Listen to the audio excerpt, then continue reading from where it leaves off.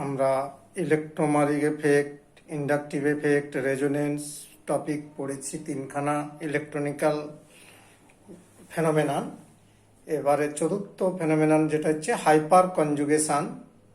এটাও এক বিশেষ ধরনের রেজোনেন্স, সেই সম্পর্কে আলোচনা করছি। দেখো, যখন কোনো জৈব যৌগে অসম্পৃক্ত কার্বন পরমাণু, অসম্পৃক্ত মানে কার্বন কার্বন দ্বিবন্ধন থাকতে পারে, কার্বন কার্বন ত্রিবন্ধন থাকতে পারে, কার্বন অক্সিজেন দ্বিবন্ধন থাকতে পারে, কার্বন নাইট্রোজেন ত্রিবন্ধন থাকতে পারে।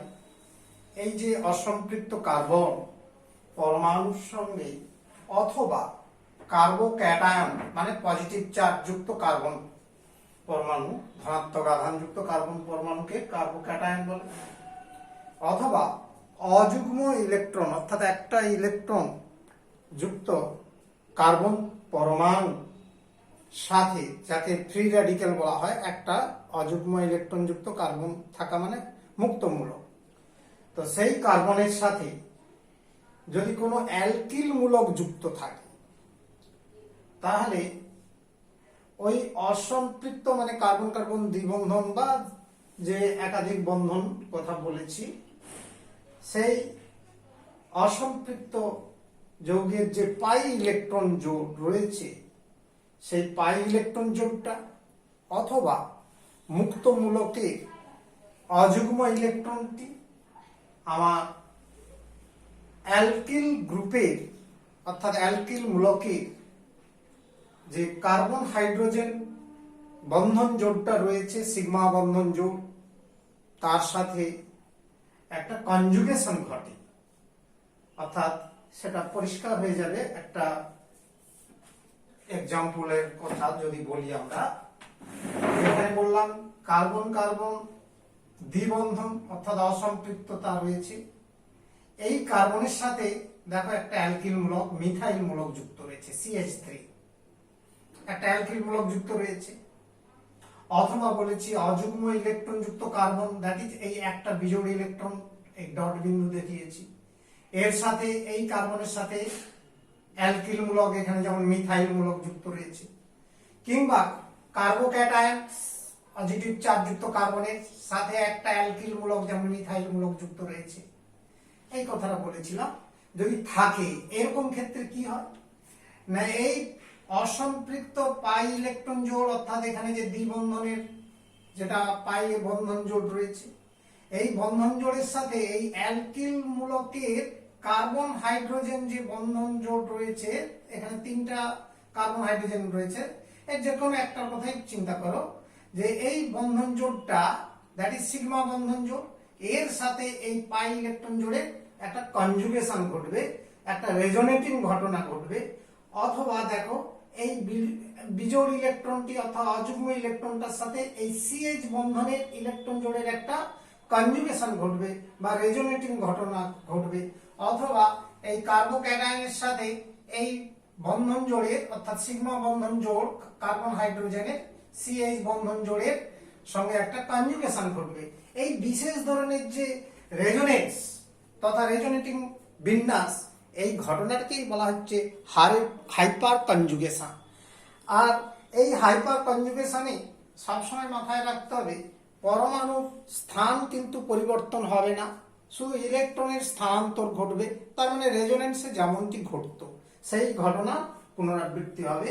এই কথাটি আমি একবার দেখো পাঠ করে দেখাচ্ছি, যেটা পড়ে লিখেছি এবং ওই কথাটা বোঝালাম। দেখো, জৈব যৌগে কোনো অসম্পৃক্ত কার্বন পরমাণুর সাথে সঙ্গে অসম্পৃক্ত কার্বন পরমাণু মানে CC double bond, CC triple bond, carbon oxygen দ্বিবন্ধন অথবা কার্বন নাইট্রোজেন ত্রিবন্ধন ইত্যাদি এটসেট্রা, অথবা কার্বোক্যাটায়ন বা অযুগ্ম ইলেকট্রন যুক্ত ফ্রি র্যাডিক্যাল যাকে বলা হয় মুক্তমূলক, অযুগ্ম ইলেকট্রন যুক্ত কার্বন পরমাণুর সঙ্গে কোনো অ্যালকিল মূলক যেমন মিথাইল, আর CH2, 8টা তোমার যে কোনো জৈব মূলক বসাতে পারো, মিথাইল ইথাইল প্রোপাইল ইত্যাদি যা খুশি হতে পারে, অথবা R2CH, এই যে ইত্যাদি এই মূলকগুলো অর্থাৎ অ্যালকিল মূলক বলতে এই অ্যালকিল মূলকগুলোর মধ্যে কোনো একটা ওইগুলোর সাথে যুক্ত থাকলে কোন ক্ষেত্রে না এই দ্বিবন্ধনের কার্বনের সাথে অথবা ত্রিবন্ধনের কার্বনের সাথে অথবা সিওর কার্বনের সাথে অথবা সিএন এর কার্বনের সাথে যদি যুক্ত থাকে, কিংবা বলছি পজিটিভ কার্বন অর্থাৎ কার্বোক্যাটায়নের সাথে যদি যুক্ত থাকে, অথবা অযুগ্ম ইলেকট্রন যুক্ত কার্বনের সাথে যদি ওই অ্যালকিল মূলকটা যুক্ত থাকে, তাহলে কি হবে না অ্যালকিল মূলকের সিএইচ বন্ধনের সিগমা ইলেকট্রন জোড়, ওই যে সিএইচ বন্ধনের ইলেকট্রন জোড় সিগমা ইলেকট্রন জোড়, হ্যাঁ এখানে বলছি দেখো সিএইচ বন্ধনের সিগমা ইলেকট্রন জোড়ের সঙ্গে রেজোনেন্সে অংশগ্রহণ করে কে না পাই ইলেকট্রন জোড়টা, অর্থাৎ এই পাই ইলেকট্রন জোড় অথবা এই মুক্ত মূলকের অযুগ্ম ইলেকট্রনটা অথবা কার্বন পজিটিভ চার্জ যুক্ত এই আধানটা সিএইচ বন্ধনের সঙ্গে একটা ট্রান্সফারেশন ঘটবে, যাকে বলা হচ্ছে রেজোনেন্স ঘটবে, যে সিগমা ইলেকট্রন জোড়ের রেজোনেন্সে অংশগ্রহণ করে, অর্থাৎ সিগমা পাই কনজুগেশন ঘটে, হ্যাঁ সিগমা পাই একটা কনজুগেশন ঘটে, যার ফলে যৌগটি স্থায়িত্ব লাভ করে, অর্থাৎ তখন এই পদার্থটা কি হবে স্থিতিশীল হয়, হ্যাঁ এই যৌগটা বা এই আয়নটা কিংবা এই মুক্তমূলকটা স্থিতিশীলতা অর্জন করে, স্থায়িত্ব লাভ করে। এই বিশেষ ধরনের রেজোনেন্সকে হাইপার কনজুগেশন বলা হয়। হাইপার কনজুগেশনে অংশগ্রহণকারী পরমাণুর কক্ষকগুলি একই সমতলে থাকবে, অর্থাৎ ইলেকট্রন যতটা বিন্যস্ত হবে, যত দূর ট্রান্সফারেশন ঘটবে, রেজোনেন্স ঘটবে, সেই যে অরবিটাল গুলোর মধ্যে যে যে কক্ষকে ইলেকট্রন গুলো স্থানান্তর লাভ করবে, হ্যাঁ সেই স্থানান্তর করা অরবিটাল বা কক্ষকগুলোকে একটা প্লেনে অবস্থান করতে হবে। এই কথাটি পরিষ্কার হয়ে যাবে এই একটা ঘটনা যদি আমরা ভালো করে তোমাদের বোঝাতে পারি, হ্যাঁ তাহলে হচ্ছে তোমরা পরিষ্কার হয়ে যাবে। দেখো যেমন আমরা এখানে প্রোপিন যৌগটা দিয়েছি, দ্যাট ইজ CH3 এর তিনটা হাইড্রোজেনকে আমরা বিচ্ছিন্ন করে দেখিয়েছি, CH ডবল বন্ড CH2, এটা হচ্ছে প্রোপিন। এখানে হাইপার কনজুগেশনটা কেমন ঘটবে না এই আমার CH বন্ধনের যে কোনো একটি বন্ধনের ইলেকট্রন জোড়টা এই জায়গায় ট্রান্সফারেশন ঘটে আর পাই ইলেকট্রনটা অন্যদিকে সরে যায়, দ্যাট ইজ এটা একটা হচ্ছে রেজোনেন্স করছে। তার মানে এই ইলেকট্রনের স্থানান্তর কিসের সঙ্গে হলো না সিগমা ইলেকট্রন পাই ইলেকট্রন, এটাকে বলা হচ্ছে sigma pi conjugation, that is এই ধরনের রেজোনেন্সকে তো এইরকম উভমুখী একটা তীর চিহ্ন দিয়ে দেখানো হয়। আর এখানে লক্ষ্য করো কি ঘটলো না এইখানে বন্ধনটা বিচ্ছিন্ন হয়ে গেল, হাইড্রোজেন থেকে ইলেকট্রন চলে যাওয়ার জন্য হাইড্রোজেনটা ক্যাটায়ন চার্জে পরিণত হলো, আর এখানে ডবল বন্ড তৈরি হলো, অর্থাৎ এখানে পাই বন্ধন একটা তৈরি হলো, আর শেষের দিকে লক্ষ্য করে এই পাই বন্ধনের ইলেকট্রন জোড়টা লাস্টের কার্বনে অর্থাৎ এইখানে সঞ্চিত হলো, দ্যাট ইজ এটা নেগেটিভ চার্জগ্রস্ত হলো। এই যে একটা রেজোনেন্স ঘটনা, এটা ইলেকট্রনীয় গঠন তৈরি হলো। সেকেন্ডলি দেখো এই হাইড্রোজেনের ইলেকট্রন জোড়টাও ঠিক অনুরূপ ভাবে ঘটনা ঘটাতে পারে, অর্থাৎ কি ঘটনা ঘটাতে পারে না আরেকটা লক্ষ্য করে গঠন দেখাচ্ছি, দ্যাট ইজ এটাও ঠিক একই প্রক্রিয়া ঘটাতে পারে, দ্যাট ইজ এই গঠনটা আসবে, তখন এটা হচ্ছে বন্ধনে আছে আর এটা double bond CH2 negative charge, এটা নেগেটিভ চার্জ আর এখানে হাইড্রোজেনটা পজিটিভ চার্জ করতে হলো। ঠিক তৃতীয় হাইড্রোজেনটাও ওই রেজোনেন্সে অংশগ্রহণ করবে, দ্যাট ইজ হাইপার কনজুগেশনে অংশগ্রহণ করবে, তার মানে আরো একটা গঠন পাওয়া যাবে, তখন অন্য দুটো হাইড্রোজেন বন্ধনে অ্যাটাচড থাকবে, তার মানে এই বন্ধনটা বিচ্ছিন্ন হবে, অর্থাৎ এই আর গঠনটা একই রকম দেখাবে। তাহলে দেখো এখানে তিনটি গঠন আমরা দেখতে পেলাম, 1 2 3 তিনটি হাইপার কনজুগেটিভ তথা রেজোনেন্স স্ট্রাকচার দেখতে পেলাম। এই রেজোনেন্স স্ট্রাকচারের মধ্যে একটা ঘটনা দেখছো, এই রেজোনেটিভ গঠনে এখানে বন্ধনটা বিচ্ছিন্ন অবস্থায় থাকে, সেই জন্য বন্ধনহীন রেজোনেন্সও এই হাইপার কনজুগেশনকে আমরা বলে থাকি যে এটা একটা বন্ধনহীন রেজোনেন্স। আবার এটা নাথান বেকার এফেক্ট নামেও পরিচিত হয়। নাথান বেকার এফেক্ট, যেটা হচ্ছে অ্যারোমেটিক যৌগে তথা বেঞ্জিন বলয়ের ক্ষেত্রে ঘটে থাকে। তাদের নামানুসারে হচ্ছে এই ঘটনাটিকে বলা হচ্ছে অনেক সময় নাথান বেকার এফেক্ট। তো দেখো আমরা এই যে কথাগুলো বলছি এগুলো হচ্ছে পরপর দেখাচ্ছি। আরো একটা যেমন দেখাচ্ছি, দেখো ফ্রি র্যাডিক্যালের ক্ষেত্রে কেমন ঘটে, অর্থাৎ মুক্তমূলকের ক্ষেত্রে কি ধরনের ঘটনা ঘটতে পারে। দেখো আমরা একটা মুক্তমূলক দিচ্ছি, যেমন ধরো CH3CH2 ইথাইল মুক্তমূলক। এই যে এই কার্বনে একটা বিজোড় ইলেকট্রন রয়েছে, দাঁড়িয়ে যেখানে CH3 তিনটা হাইড্রোজেন কে আমরা প্রসারিত গঠনটাকে স্ট্রাকচারটাকে মিলিয়ে লিখলাম, অর্থাৎ এই ইলেকট্রনটার সাথে কনজুগেশন ঘটবে। কিরকম না, এর একটা ইলেকট্রন এই দিকে ট্রান্সফার হবে, সেই জন্য এই তীর চিহ্নটা হাফ অ্যারো দিয়ে লিখতে হবে। আর এটাও এর সঙ্গে এসে এখানে স্টার্ট করলো। আবার দেখো এখানে তীর চিহ্নটা কিন্তু হাফ অ্যারো দিয়ে, অর্থাৎ এই হাইড্রোজেনটা একটা ইলেকট্রন নিয়ে নেবে। তাহলে এখানে যে সিম্বল গুলো ব্যবহার করলাম লক্ষ্য করো যে এইরকমই হাফ অ্যারো চিহ্ন দিয়ে দেখানো হবে। তার মানে এখানে স্ট্রাকচারটা কেমন দাঁড়াচ্ছে না, HCH, আর এখানে বন্ধনটা ভেঙে গেল, অর্থাৎ এটা ফ্রি র্যাডিক্যাল হলো, কারণ এখানে দুটো ইলেকট্রন, একটা হাইড্রোজেন নিল আর একটা এইখানে এলো, আর ওই একটা ইলেকট্রন নিয়ে এক জোড়া ইলেকট্রন মিলে দ্বিবন্ধন অর্থাৎ পাই বন্ধনটা তৈরি হলো। তাহলে এই হচ্ছে ফ্রি র্যাডিক্যালের হাইপার কনজুগেশন।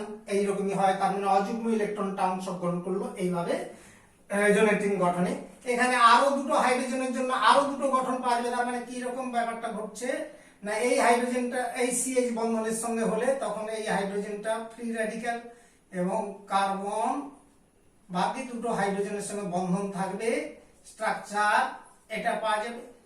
তৃতীয় হাইড্রোজেন বন্ধন, দ্যাট ইজ এই CH বন্ধনটা যদি অংশ নেয় রেজোনেটিং গঠন তথা হাইপার কনজুগেশনে, তখন কি ঘটবে না, এই দুটো হাইড্রোজেন বন্ধনে থাকছে, অর্থাৎ এইখানে হাইড্রোজেনটা ফ্রি র্যাডিক্যাল হয়ে গেল, মুক্তমূলক হাইড্রোজেনটা পরিণত হলো। তার মানে এখানেও দেখো তিনটা গঠন পাওয়া যাচ্ছে, 1 2 3, আর একটা তো প্রাথমিক গঠন।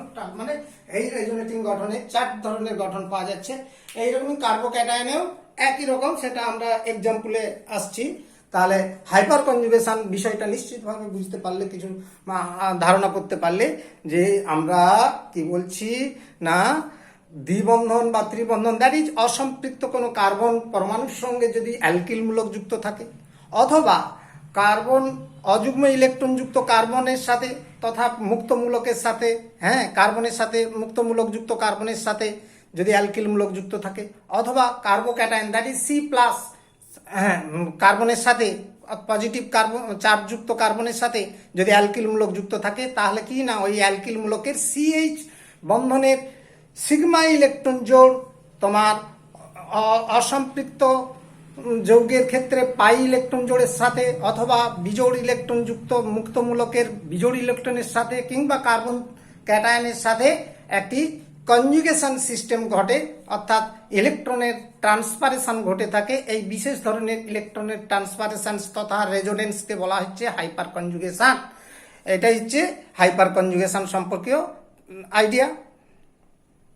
দেখো তাহলে আমরা এখানে যে অসম্পৃক্ত কার্বন পরমাণু বা কার্বোক্যাটায়ন, কিংবা হচ্ছে আমরা যে অযুগ্ম ইলেকট্রনযুক্ত কার্বনের কথা বলেছি, এবং এই কার্বোক্যাটায়নের ধনাত্মক আধানযুক্ত কার্বনের সাথে কিংবা অযুগ্ম ইলেকট্রনযুক্ত কার্বনের সাথে অথবা অসম্পৃক্ত কার্বনের সাথে যে অ্যালকিল মূলকগুলো যুক্ত থাকে, সেই অ্যালকিল মূলকের প্রথম কার্বনটিকেই কিন্তু বলা হচ্ছে আলফা কার্বন। আর আলফা কার্বনে হাইড্রোজেন যে যুক্ত থাকে তাকে বলা হচ্ছে আলফা হাইড্রোজেন। এবার এই আলফা হাইড্রোজেন এই রেজোনেটিং ঘটনায় কি হচ্ছে না, বিচ্ছিন্ন হয়ে থাকছে।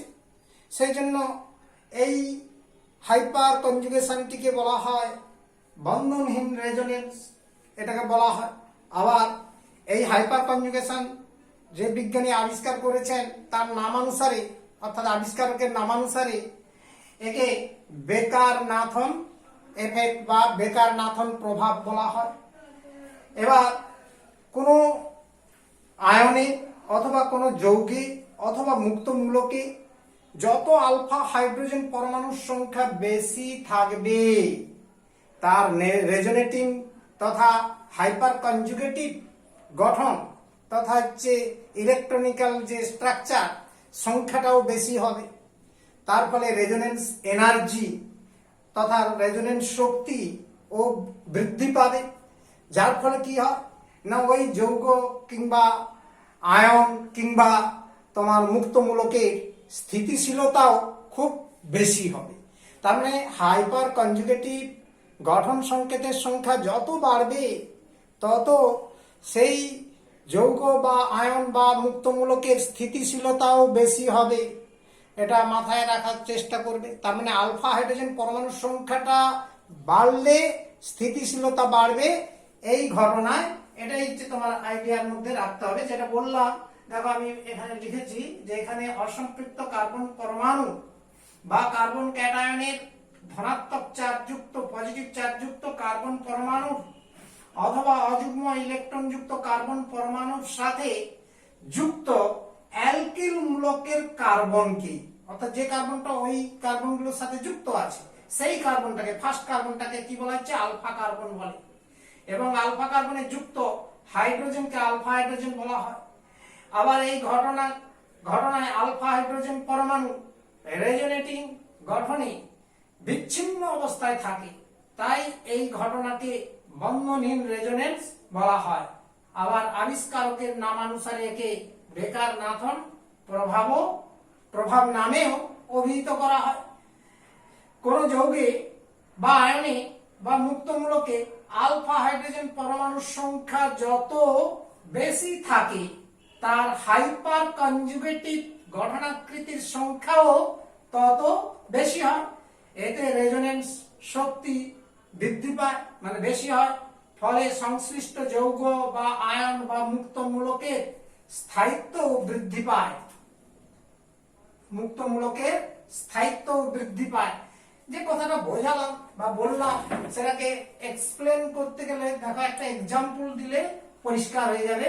যেমন একটা উদাহরণ দিচ্ছি, প্রথম উদাহরণ প্রোপিনের ক্ষেত্রে। প্রোপিনে লক্ষ্য করো CH3CH ডাবল বন্ড CH2, এটা গঠন সংকেত আমরা জানি। এখানে দেখো অসম্পৃক্ত কার্বন মানে কার্বন কার্বন দ্বিবন্ধন। এই কার্বনে যে অ্যালকিল মূলকটা যুক্ত রয়েছে এই মিথাইল মূলক, এই মিথাইল মূলকের কার্বনটাকে আমরা কি বলবো আলফা কার্বন। তার মানে এটা আলফা কার্বন, পরের কার্বন যদি থাকতো তাকে বিটা, তারপরে গামা, তারপরে ডেল্টা, এইভাবে আমরা বলে থাকি। আর এই আলফা কার্বনে যুক্ত যে হাইড্রোজেন রয়েছে, তিনটা হাইড্রোজেন রয়েছে, দেখো এখানে যে তিনটা হাইড্রোজেন রয়েছে মানে তিনটি আলফা হাইড্রোজেন রয়েছে, তার মানে এখানে তিনটি আলফা হাইড্রোজেন বর্তমান। তার মানে তিনটি হাইপার কনজুগেটিভ স্ট্রাকচার এখান থেকে পাওয়া যাবে। এই একটা গঠন, এছাড়া আরো তিনটি রেজোনেটিং স্ট্রাকচার পাওয়া যাবে।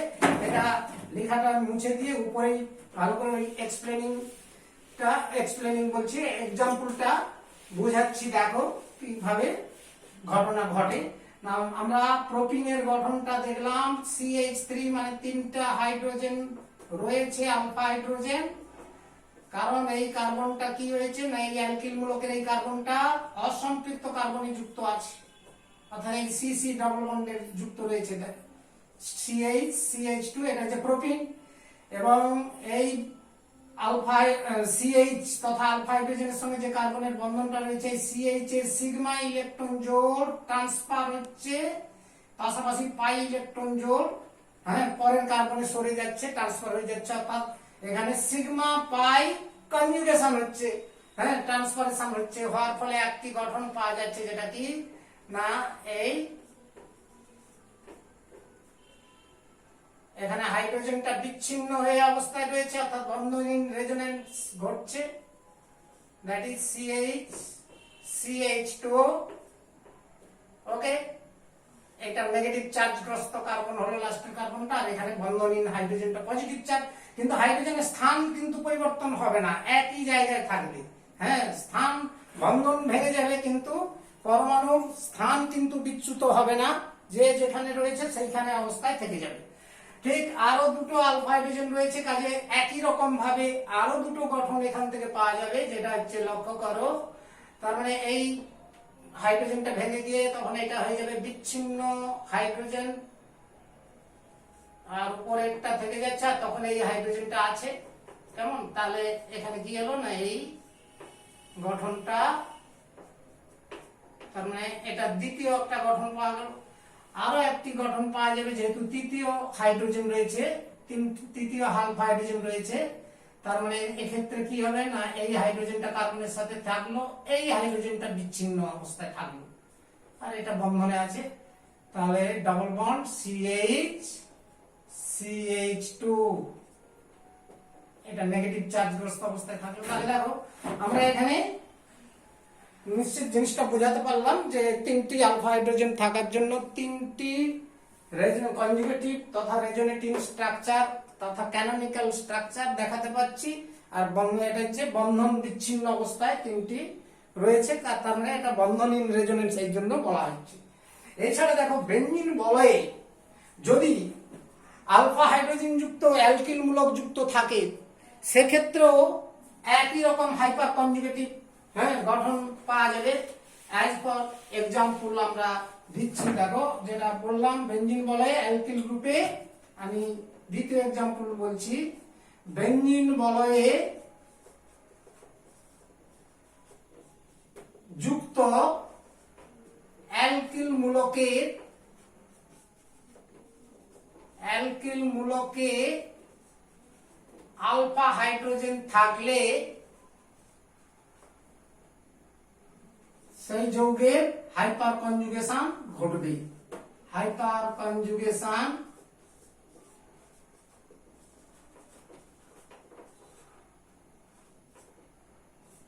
ঘটে থাকে, থাকলে ওই যৌগের হাইপার কনজুগেশন ঘটে থাকে, ওই যৌগের বলে লিখলাম এটা, যে ওই যৌগটারও হাইপার কনজুগেশন ঘটে। যেমন toluene, as for example toluene মানে মিথাইল বেঞ্জিন, টলুইন হচ্ছে C6H5CH3, অর্থাৎ বেঞ্জিন থেকে একটি হাইড্রোজেন সরে গিয়ে একটি মিথাইল মূলক প্রতিস্থাপিত হয়েছে, এটার গঠন হচ্ছে একটা বেঞ্জিন বলয়, সেই বেঞ্জিন বলয় একটা অ্যালকিল মূলক হিসেবে মিথাইল মূলক রয়েছে, এবং এই মিথাইল মূলক আমরা বলেছি তো যে অসম্পৃক্ত কার্বনে যে অ্যালকিল মূলকটি যুক্ত থাকে, সেই অ্যালকিল মূলকের প্রথম কার্বনটাকে বলা হয় আলফা কার্বন, তার মানে এটি আলফা কার্বন, আর এখানে তাহলে তিনটি আলফা হাইড্রোজেন বর্তমান, এই যে CH3 তিনটি আলফা হাইড্রোজেন বর্তমান, তাহলে তিনটি আলফা হাইড্রোজেন এই টলুইন যৌগে রয়েছে। তাহলে এখানে আমরা লক্ষ্য করব যে কি ধরনের রেজোনেটিং স্ট্রাকচার হতে পারে বা হাইপার কনজুগেটিভ স্ট্রাকচার হতে পারে। লক্ষ্য করো এই টলুইনের গঠন আঁকছি, এখানে জায়গাটা লাগছে ওতে মুছে দিলাম এটা।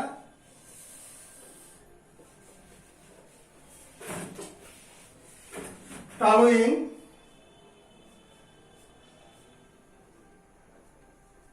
তিনটি দ্বিবন্ধন, তিনটি এক বন্ধন ছাড়া ছাড়া, এবং CH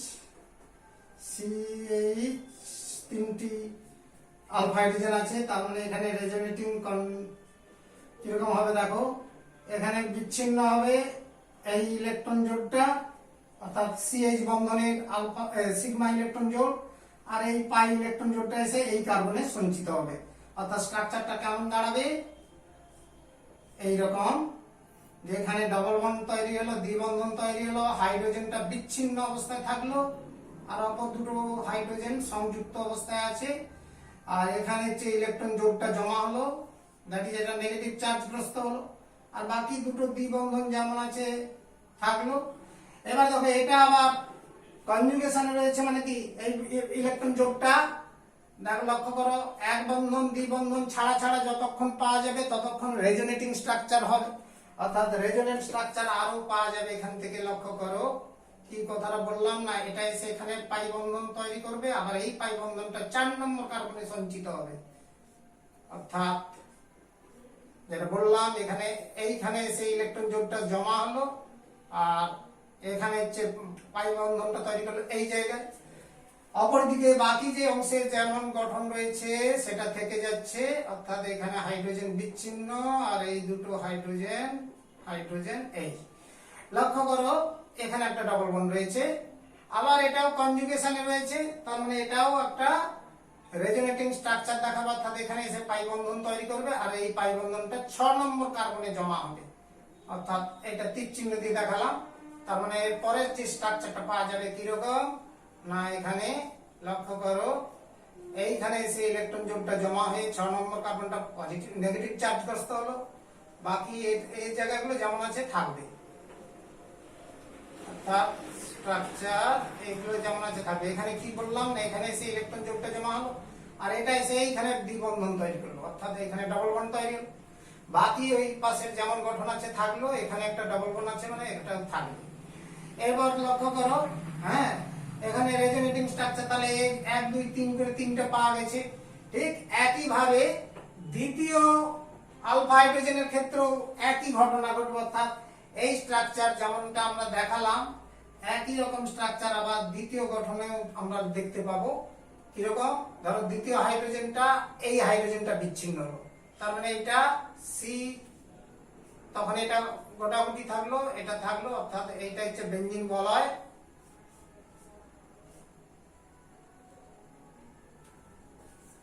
আমি এটা আবার একবার এঁকে দেখাচ্ছি, অর্থাৎ এখানে ইলেকট্রন জোড়টা জমা হলো আর অপরদিকে এটা তো আছে, ধরো কোনটা বিচ্ছিন্ন দেখাবো, এই হাইড্রোজেনটা যদি বিচ্ছিন্ন দেখায় দ্যাট ইজ এটা এই। লক্ষ্য করলে এখানে এসে ইলেকট্রন জোড় জমা হলো আর এটা ডবল বন্ড আছে, তার মানে এটাও আবার রেজোনেটিং হবে এইটার মতো, এইরকম গঠনগুলো পাওয়া যাবে। তার মানে এটা এইরকমই চলতে থাকবে, এইরকমই হ্যাঁ অনেকগুলো করে চলতে থাকবে। তার মানে প্রতিটা আলফা হাইড্রোজেনের জন্য 1 2 3টা করে পাওয়া যাবে, তার মানে 3টা আলফা হাইড্রোজেনের জন্য 3 3 9টা রেজোনেটিং স্ট্রাকচার তথা হাইপার কনজুগেটিভ গঠন পাওয়া যাবে। এই হচ্ছে তোমার হ্যাঁ রেজোনেন্ট হাইপার কনজুগেশনের এটা হচ্ছে ঘটনা। আলফা হাইড্রোজেনের সংখ্যা যত বাড়বে তত রেজোনেটিং স্ট্রাকচার তথা হাইপার কনজুগেটিভ স্ট্রাকচারে তত বেশি পাওয়া যাবে এবং সেই অণুটি তত বেশি স্থিতিশীল হবে। যে টলুইন কেন এত বেশি স্থিতিশীল না, 3খানা আলফা হাইড্রোজেন থাকার জন্য এর প্রতিটা আলফা হাইড্রোজেনের জন্য 3টে করে গঠন পাওয়া যাচ্ছে, আরো হ্যাঁ 3টে করে পাওয়া যাবে, তার মানে আরো দুটো আলফা হাইড্রোজেনের জন্য 3টে করে পাওয়া যাবে, তার মানে মোট 3টে আলফা হাইড্রোজেনের জন্য 9টি স্ট্রাকচার পাওয়া যাচ্ছে। আর এটাকে অরিজিনালটাকে নিলে 10টা স্ট্রাকচার হচ্ছে, তার মানে অনেকগুলো স্ট্রাকচার রেজোনেটিং স্ট্রাকচার পাওয়ার কারণে টলুইন এত বেশি স্থিতিশীল, কারণে রেজোনেন্স এনার্জি রেজোনেন্স শক্তি খুব উচ্চ হয়। দেখো হাইপার কনজুগেশনের সাহায্যে বিভিন্ন বিষয়ের ব্যাখ্যা আমরা কিভাবে দিতে পারি, অর্থাৎ জৈব যৌগের বিভিন্ন টপিকের আমরা ব্যাখ্যা পেতে পারি। যেমন ধরো অ্যালকিন যৌগগুলো এত বেশি স্থিতিশীল হয় কেন না, অ্যালকিনে স্থায়িত্বের ব্যাখ্যাটা প্রথম দিচ্ছি যে অ্যালকিনে কার্বন কার্বন যে দ্বিবন্ধনের সঙ্গে যুক্ত অ্যালকিল মূলকে যত আলফা হাইড্রোজেন পরমাণুর সংখ্যা বেশি হবে, আমরা একটু আগেই দেখিয়েছি তার হাইপার কনজুগেটিভ তথা রেজোনেটিং গঠন স্ট্রাকচারের সংখ্যাও তত বেশি হয়, তার ফলে রেজোনেন্স শক্তিও বাড়ে, তার ফলে সেই অ্যালকিনের স্থিতিশীলতাও বেশি হয়। অর্থাৎ অ্যালকিনের স্থায়িত্বের ব্যাখ্যাটা এভাবেই আমরা করতে পারি যে অ্যালকিনে কার্বন কার্বন দ্বিবন্ধনের সাথে যুক্ত আলফা হাইড্রোজেন পরমাণুর সংখ্যা বৃদ্ধি পেলে সংশ্লিষ্ট অ্যালকিনের হাইপার কনজুগেটিভ গঠনের সংখ্যাও তত বৃদ্ধি পায় এবং সেই জন্য কি হচ্ছে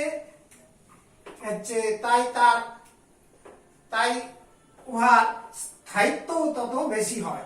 একটা উদাহরণ দিয়ে দেখাচ্ছি, যেমন দেখো কম্পারেটিভ স্টাডি করছি আমরা, যেমন একটা এক্সাম্পল দিলে পরিষ্কার হয়ে যাবে। যেমন ধরো আমরা ethene that is CH2 double bond CH2 ethylene যেটাকে বলা হয়, এখানে আলফা হাইড্রোজেন নেই, অর্থাৎ আলফা হাইড্রোজেন বিহীন, আলফা হাইড্রোজেন নেই এবং যৌগটা ইথিন।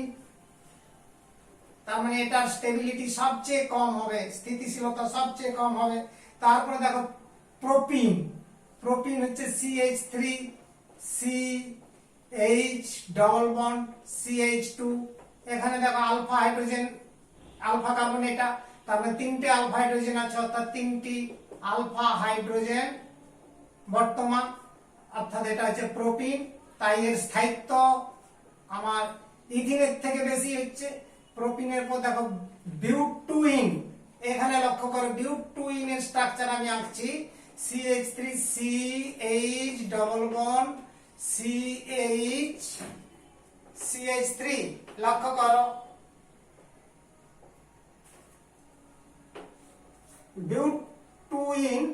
বিউটুইনে লক্ষ্য করে এই একটা আলফা কার্বন, আবার এখানেও আলফা কার্বন আছে, তার মানে 3 3 6টা আলফা হাইড্রোজেন আছে, অর্থাৎ 6টি আলফা হাইড্রোজেন থাকাতে কি হচ্ছে না প্রোপিনের থেকেও স্থিতিশীলতা বেশি হচ্ছে। এটা হচ্ছে বিউটুইন যৌগটির আইউপিএসি নাম অলরেডি তোমরা জানো, যে বিউটুইনে 6টা আলফা হাইড্রোজেন থাকার জন্য ওর স্থিতিশীলতা অনেক বেশি হলো, প্রোপিনের চেয়ে বেশি। আবার লক্ষ্য করো, আবার বিউটুইনের থেকেও আরো স্থিতিশীলতা বেশি হবে যদি আলফা হাইড্রোজেনের সংখ্যা আমরা পরপর বাড়িয়ে দিয়ে দেখাতে পারি।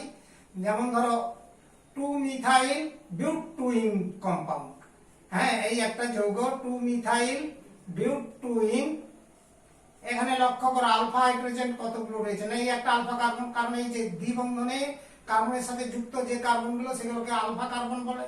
আবার এই দ্বিবন্ধনে কার্বনে যুক্ত আলফা কার্বন, তারপর আলফা কার্বন এখানে 3খানা রয়েছে, প্রতিটা কার্বনে আবার 3টে করে হাইড্রোজেন রয়েছে, তার মানে 9টি আলফা হাইড্রোজেন রয়েছে, তার মানে এটা স্থায়িত্ব আরো বেশি হবে, 9টি আলফা হাইড্রোজেন বর্তমান, অর্থাৎ এটাকে কি নাম দিলাম 2 মিথাইল বিউটুইন। এই জন্য এটার স্থিতিশীলতা আরো বেড়ে গেল, স্থায়িত্ব আরো বেড়ে গেল, আলফা হাইড্রোজেনের সংখ্যা বাড়ছে বলে। এরপর লক্ষ্য করো 2 3 ডাইমিথাইল বিউটুইন, সেখানে লক্ষ্য করো আরো আলফা হাইড্রোজেনের সংখ্যা বাড়িয়ে দিচ্ছি, কিভাবে লক্ষ্য করো CH3 CH3 CH3 সব মিথাইল, 4টা মিথাইল মূলক রয়েছে, এবং দ্বিবন্ধন কার্বনে যুক্ত কার্বনগুলোকে আমরা কি বলেছিলাম আলফা কার্বন, তার মানে এখানে 4খানা আলফা কার্বন রয়েছে, প্রতিটা আলফা কার্বনে 3টে করে আলফা হাইড্রোজেন আছে, অর্থাৎ 12টি আলফা হাইড্রোজেন বর্তমান, 12টা আলফা হাইড্রোজেন থাকার জন্য এটা সবচেয়ে স্টেবল হচ্ছে। তার মানে এই যে অ্যালকিন কয়েকটা আমরা লক্ষ্য করলাম 3 2 5টা অ্যালকিনের মধ্যে সবচেয়ে মোস্ট স্টেবল হচ্ছে অ্যালকিন এটা, কেন না আলফা হাইড্রোজেনের সংখ্যা 12টা সবচেয়ে বেশি হচ্ছে। হ্যাঁ লক্ষ্য করে এটার নাম তাহলে কি বললাম 2 3 ডাইমিথাইল বিউট, একই লাইনে নামগুলো কিন্তু হয়, এগুলো ফাঁক থাকে না, হ্যাঁ আমি এখানে জায়গা কম আছে বলে পাশাপাশি লিখলাম বিউটুইন। তাহলে এইভাবে আমরা অ্যালকিনের স্থিতিশীলতা কিভাবে ব্যাখ্যা করতে পারি, না এই হাইপার কনজুগেশনের সাহায্যে আমরা অ্যালকিনের স্থায়িত্ব বা তার স্টেবিলিটির ব্যাখ্যা আমরা দিতে পারি। দ্বিতীয়ত কার্বোক্যাটায়নের স্থায়িত্ব, তার মানে কার্বোক্যাটায়নের স্থায়িত্বটা ব্যাখ্যা করছি, লক্ষ্য করো এখানেও কিভাবে হাইপার কনজুগেশন ঘটে, না এই যে পজিটিভ চার্জযুক্ত কার্বনটাই তো কার্বোক্যাটায়ন, হ্যাঁ অর্থাৎ এখানে যেসব মূলকে কার্বন ধনাত্মক আধানগ্রস্ত হয় সেই মূলকগুলো হচ্ছে কার্বোক্যাটায়ন বলে পরিচিত, যেমন এক্ষেত্রে ইথাইল কার্বোক্যাটায়ন রয়েছে CH3 CH2+। এই কার্বন পজিটিভ চার্জযুক্ত কার্বনের সাথে মিথাইল মূলকটি যুক্ত আছে, এর যে CH এর এই যে আলফা হাইড্রোজেন রয়েছে, এই আলফা হাইড্রোজেন পরমাণু CH বন্ধনের এর সিগমা ইলেকট্রন জোড়, অর্থাৎ এই বন্ধনটা তো সিগমা বন্ধন, এই ইলেকট্রন জোড়টা এই পজিটিভ চার্জযুক্ত কার্বনের বিশুদ্ধ p অরবিটাল খালি রয়েছে, সেই অরবিটালে কি হচ্ছে না এই ইলেকট্রন জোড়টা ওইদিকে কনজুগেশন করছে, অর্থাৎ হাইপার কনজুগেশনে অংশ নিচ্ছে, যার ফলে কি হচ্ছে না এক্ষেত্রে দ্বিবন্ধন চরিত্র প্রাপ্ত হবে, এবং এর ফলে কি হচ্ছে না আমার এটা চার্জিং হয়ে যায়। কিভাবে ঘটছে যে কথাটা বলছি সেটা আমি এখানে দেখাচ্ছি, দেখো না এই আলফা হাইড্রোজেনের CH বন্ধনের ইলেকট্রন জোড় সিগমা ইলেকট্রন জোড় এই কার্বন পজিটিভ চার্জযুক্ত কার্বনের বিশুদ্ধ পি অরবিটালে স্থানান্তরিত হচ্ছে, কনজুগেশন অংশ নিচ্ছে। তার মানে তার সাথে কনজুগেশনে অংশগ্রহণ করার ফলে, হাইপার কনজুগেশনের ফলে কি হচ্ছে না, এটা তো বিচ্ছিন্ন হবে, এখানে দ্বিবন্ধন হলো, আর এটা দেখো চার্জহীন হয়ে গেল, অর্থাৎ চার্জটা প্রশমিত হয়ে গেল, কার্বনের যে পজিটিভ চার্জ প্রশমিত হলো। এটাই হচ্ছে কথাটা বললাম। এবার হ্যাঁ লক্ষ্য করো, আমি এই কথাটাই এখানে লিখেছি যে কার্বোক্যাটায়নে পজিটিভ চার্জ যুক্ত কার্বন পরমাণুর সঙ্গে যুক্ত আলফা কার্বন পরমাণু, মানে এই যে আলফা কার্বন পরমাণু, এটা তো আলফা কার্বন, হ্যাঁ এটা আলফা কার্বন, যে আলফা কার্বন পরমাণু সিএইচ বন্ধনে, হ্যাঁ সিএইচ বন্ধনে আলফা ইলেকট্রন জোড় হাইপার কনজুগেশনের ফলে, হ্যাঁ কার্বোক্যাটায়নের পজিটিভ চার্জ যুক্ত কার্বন পরমাণুর বিশুদ্ধ পি অরবিটাল, অর্থাৎ এই কার্বনের বিশুদ্ধ তথা খালি পি অরবিটাল যেটা রয়েছে, সেই পি অরবিটালে স্থানান্তরিত হয়, মানে ওই পি অরবিটালে ইলেকট্রন জোড়টা স্থানান্তরিত হয়, সিগমা ইলেকট্রন জোড়। তার মানে এর ফলে পজিটিভ চার্জ প্রশমিত হয়ে গেল, এখানে পজিটিভ চার্জ যে কার্বনের ছিল সেই কার্বনের ধনাত্মক আধানটা নিউট্রাল হয়ে গেল, প্রশমিত হয়ে গেল, এবং কার্বোক্যাটায়নের স্থিতিশীলতা অর্জন করলো। তার মানে কার্বোক্যাটায়নের স্থায়িত্ব বাড়ে। এক্ষেত্রে আলফা হাইড্রোজেন পরমাণুর সংখ্যা যত বেশি থাকে, কার্বোক্যাটায়নের স্থায়িত্বও তত বেশি বৃদ্ধি পায়। তার মানে এখানে দেখো কটা আলফা হাইড্রোজেন রয়েছে, 1 2 3টা, তার মানে এর স্থিতিশীলতা অনেক বেশি হবে। যেমন এক্ষেত্রে লক্ষ্য করো পরপর কিভাবে হয় না, আরো কনজুগেটিভ হাইপার কনজুগেটিভ স্ট্রাকচার দেবে এই হাইড্রোজেনটার জন্য, অর্থাৎ এটা বিচ্ছিন্ন হলো, তখন এটা বন্ধনে থাকলো, নিচেরটা তো বন্ধনে আছে, অর্থাৎ এই দুটো হাইড্রোজেন বন্ধনে থাকলো, আর এটা দ্বিবন্ধন CH2, আবার তাহলে এটা অংশ নিল, তারপরে এটা দেখালাম, এরপর নিচেরটা, অর্থাৎ এইটা হাইপার কনজুগেশনে অংশ নিল, অর্থাৎ এই হাইড্রোজেন কার্বন কার্বন থাকলো, নিচেরটা বিচ্ছিন্ন হলো, এবং এইভাবে দেখো স্ট্রাকচার পাওয়া যাচ্ছে 1 2 3টা আলফা হাইড্রোজেন থাকার জন্য 3টা হাইপার কনজুগেটিভ গঠন পাওয়া যায়, যার ফলে এই স্থিতিশীলতা, এই কার্বোক্যাটায়নের স্থিতিশীলতা অনেক বেশি হয়। এবার দেখো আলফা হাইড্রোজেন পরমাণুর সংখ্যা যত বেশি থাকবে, তার স্থিতিশীলতা, অর্থাৎ ক্যাটায়নটির কার্বোক্যাটায়নটির স্থিতিশীলতা তত বেশি হতে পারে। যেমন আমরা একটা এক্সাম্পল দিচ্ছি যে স্থিতিশীলতার ক্রম, যে বিভিন্ন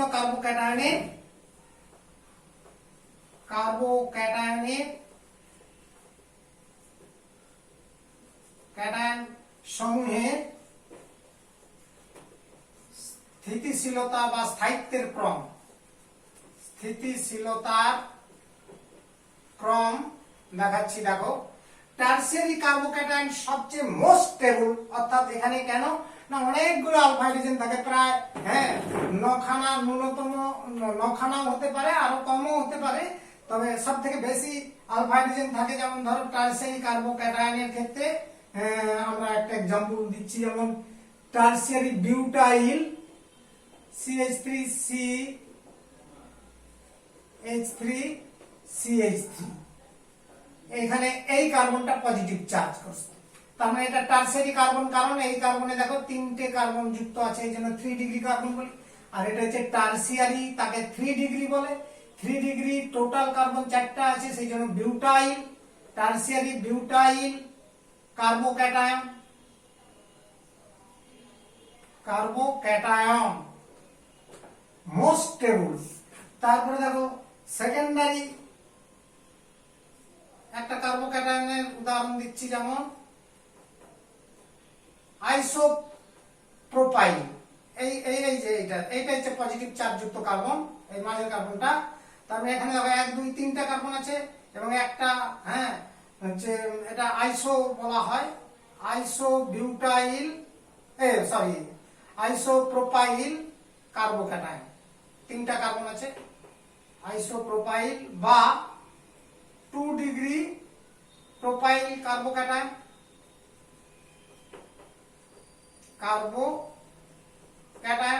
তার মানে টারসিয়ারি পরে স্থিতিশীল হচ্ছে সেকেন্ডারি কার্বোক্যাটায়ন। এর থেকে কম স্টেবল প্রাইমারি কার্বোক্যাটায়ন, যেমন ধরো ইথাইল কার্বোক্যাটায়ন CH3CH2, এটা হচ্ছে ইথাইল কার্বোক্যাটায়ন।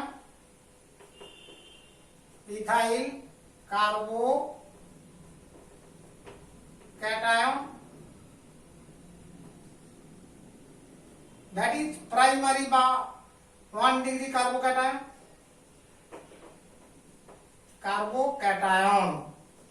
আর সবচেয়ে লেস স্টেবল হবে, আমি পরে দেখাচ্ছি এই পাশে, মিথাইল কার্বোক্যাটায়ন সবচেয়ে লেস স্টেবল, অর্থাৎ এটা মিথাইল কার্বোক্যাটায়ন সবচেয়ে কম স্থিতিশীল। মিথাইল কার্বোক্যাটায়ন গুলোর মধ্যে সবচেয়ে কম স্থিতিশীল হবে, যত কার্বোক্যাটায়ন আছে তার মধ্যে মিথাইল কার্বোক্যাটায়নের স্থিতিশীলতা সবচেয়ে কম। ঠিক একইভাবে আমরা ব্যাখ্যা করতে পারি ফ্রি রেডিক্যাল গুলোর স্থিতিশীলতার ক্রম কেমন হতে পারে না, মুক্ত মূলকের স্থিতিশীলতা স্থায়িত্বের ব্যাখ্যা 3 নম্বর প্রভিশন আসছি আমরা। মুক্ত মূলকের স্থায়িত্বের ব্যাখ্যা। এখানে কি ধরনের হাইপার কনজুগেশন হয় একটা এক্সাম্পল দিয়ে দেখাচ্ছি। দেখো, যেমন ধরো ইথাইল মুক্তমূলক, কার্বন মুক্তমূলক রয়েছে, এই যে এটা হচ্ছে ইথাইল মুক্তমূলক বলে আমরা ভাবতে পারি। হ্যাঁ, তার মানে এই যে মুক্তমূলক ফ্রি রেডিক্যালের, এর হচ্ছে আমার হাইপার কনজুগেশন কি ধরনের হয়। দেখো, এর হাইপার কনজুগেশন CH3টাকে আমি ভেঙে দেখাচ্ছি, অর্থাৎ এটা CH3 আর পরের কার্বনে দুটো হাইড্রোজেন আছে আর এটাতে একটা অযুগ্ম ইলেকট্রন, এই ডট বিন্দু দিয়ে দেখিয়েছি। এইটার সাথে এই যে CH মানে আলফা হাইড্রোজেন, তো এটা আলফা কার্বন মানে 3টা আলফা হাইড্রোজেন আছে, কাজে এটার সাথে এই অর্ধেকটা তীর চিহ্ন দিবে, আর একটা ইলেকট্রন এই হাইড্রোজেনে চলে আসবে, এটা অর্ধেকটা তীর চিহ্ন দেখাচ্ছি। তার মানে এখানে যে এক জোড়া ইলেকট্রন সিগমা ইলেকট্রন যোগটা রয়েছে, তার একটা ইলেকট্রন এই সিসি বন্ধনের সঙ্গে এসে পাই বন্ধন গঠনে অংশ নেবে, আর একটা ইলেকট্রন এই হাইড্রোজেনে অযুগ্ম অবস্থায় আসবে, তার মানে হাইড্রোজেনটা মুক্ত মূলকে পরিণত হয়ে যাবে। পাশাপাশি কার্বনের যে একটা অযুগ্ম ইলেকট্রন, এটাও অর্ধ তীর চিহ্ন দিয়ে দেখাচ্ছি, তার মানে এটা এসে, তার মানে দেখো এখানে একটা ইলেকট্রন আর এই কার্বনের একটা অযুগ্ম ইলেকট্রন মিলে একটা পাই বন্ধন তৈরি হবে। কি বললাম সেটা হচ্ছে লিখে দেখাচ্ছি, যে হাইড্রোজেন কার্বন হাইড্রোজেন, আর এই হাইড্রোজেনের বন্ধনটা বিচ্ছিন্ন হলো, এই একটা ইলেকট্রন নিয়ে নিল হাইড্রোজেন মুক্তমূলক এই ডট বিন্দু, আর এখানে একটা ইলেকট্রন আর এখানে একটা ইলেকট্রন মিলে এখানে পাই বন্ধন তৈরি হলো। দ্যাট ইজ এই গঠনটার কথা বললাম। এইটা হচ্ছে মুক্তমূলকের আমার হচ্ছে যে হাইপার কনজুগেশন এই ধরনের ঘটে। তো এটা একটা আলফা হাইড্রোজেনের জন্য দেখালাম, দ্বিতীয় তৃতীয় আলফা হাইড্রোজেনের জন্য অনুরূপ আরো দুটো পাওয়া যাবে, তার মানে রেজোনেটিং স্ট্রাকচার ঠিক একই ভাবে আসবে। এই হাইড্রোজেনের জন্য একটা গঠন, আর এটা তখন বন্ধনে আছে, এটাও বন্ধনে আছে, ডাবল বন্ড CH2, আরো একটা গঠন থেকে যাচ্ছে এই আলফা হাইড্রোজেনের জন্য। তার মানে কিরকম না, এই হাইড্রোজেনটা মুক্তমূলক, তার মানে কটা গঠন পাওয়া গেল, 1 2 3টে গঠন পাওয়া যাচ্ছে, যেহেতু 3টে আলফা হাইড্রোজেন আছে। তাহলে এইরকম এদের ক্ষেত্রে, অর্থাৎ এই মুক্তমূলকের কার্বন মুক্তমূলকের স্থিতিশীলতার ক্রম কেমন, কার্বন ফ্রি রেডিক্যালের স্থিতিশীলতার ক্রম অর্থাৎ স্থায়িত্বের ক্রম, ঠিক কার্বোক্যাটায়নের স্থায়িত্বের ক্রম যেভাবে হয়েছিল এখানেও ঠিক একই ভাবে হবে, অর্থাৎ টারসিয়ারি কার্বোক্যাটায়নের স্থিতিশীলতা সবচেয়ে বেশি। CH3 মিথাইল CH3 এটা হচ্ছে টারসিয়ারি বিউটাইল মুক্তমূলক, অর্থাৎ 3 ডিগ্রি কার্বন মুক্তমূলক, 3 ডিগ্রি মানে টারসিয়ারি মুক্তমূলক, সবচেয়ে স্টেবল। টারসিয়ারি মুক্তমূলক কার্বন মুক্তমূলক সবচেয়ে বেশি স্টেবল বা স্থিতিশীল। সেকেন্ডারি ওর থেকে কম স্থিতিশীল, এই যে এটা CH3 অর্থাৎ এটা 2 ডিগ্রি, হ্যাঁ, কার্বন মুক্ত মূলক, ফ্রি রেডিক্যাল। এর স্থিতিশীলতা কেন হচ্ছে সেটা লক্ষ্য করবে। আলফা হাইড্রোজেনের সংখ্যা এখানে তিনটে, ছটা, তিনটে, নটা আলফা হাইড্রোজেন আছে। এক্ষেত্রে দেখো মোট আলফা হাইড্রোজেন 6টা রয়েছে, এই জন্য ওর থেকে কম স্টেবল। এর থেকে কম স্টেবল হবে প্রাইমারি কার্বন মুক্ত মূলকের স্টেবিলিটি আরো কম। এইটা যেমন কি প্রাইমারি CH3CH2, আর হচ্ছে এখানে একটা ইলেকট্রন যুক্ত কার্বন রয়েছে, অযুগ্ম ইলেকট্রন যুক্ত কার্বনকেই বলা হচ্ছে মুক্তমূলক, কার্বন মুক্তমূলক। তার মানে এটা হচ্ছে প্রাইমারি কার্বন মুক্তমূলক। আর সবচেয়ে লেস স্টেবল হবে মিথাইল কার্বন মুক্তমূলক, অর্থাৎ এটা মিথাইল কার্বন মুক্তমূলক সবচেয়ে কম স্থিতিশীল। তাহলে এই হচ্ছে আমরা প্রত্যেকটার কথা জানতে পারলাম যে স্টেবিলিটির অর্ডারটা কেমন। না সব উত্তরটা একটাই, যে আলফা হাইড্রোজেনের সংখ্যা যেখানে বেশি হবে যে গঠনে, সেক্ষেত্রে তার হাইপার কনজুগেটিভ স্ট্রাকচারের সংখ্যা বেশি হয়, তার রেজোনেন্স শক্তিও বেশি হয়, তার ফলে তার স্থিতিশীলতাও বেশি হয়। ব্যাখ্যাগুলো একই ধরনের হবে, শুধু আলফা হাইড্রোজেন পরমাণুর সংখ্যা দিয়েই ব্যাখ্যাটা হবে।